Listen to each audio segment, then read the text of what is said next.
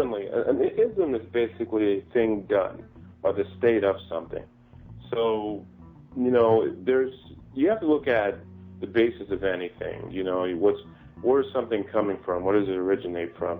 Where does capitalism, socialism, communism, where are all these little isms coming from? And you have to look at it and you understand, okay, well, let's reach back to who created that. So, a lot of these come out of Germany, Russia, places like that. So you have to understand in Western European, well, more or less European society, you had feudalism, okay?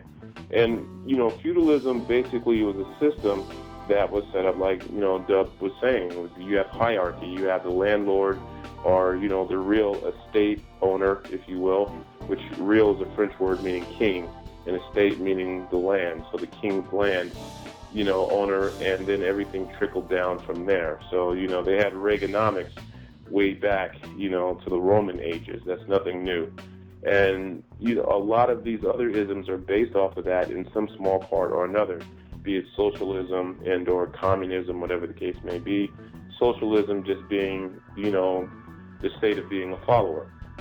Okay, capitalism is a state of moving property from one place to another.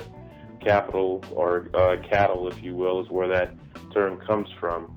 And so I wanted to show people how these isms, actually very much like Dub was saying, control your life and how they're designed. So when you think you're moving to one or the other, you think you're freeing, but really what it is, it's a bastard child of the original, which is feudalism. And so you're not really moving anywhere. And I wanted to show them how these systems, I think I used a description in socialism where I show how the system, the prison industrial complex, sets up the welfare system, which is a form of socialism and capitalism. And a lot of people think these systems don't work together. Socialism and capitalism works very well together, hand in hand. That's what the welfare system is, which was enacted by Lyndon Baines Johnson. You could go back to Roosevelt, but we're going to deal with Lyndon Baines Johnson and the war on poverty around the mid to late 60s.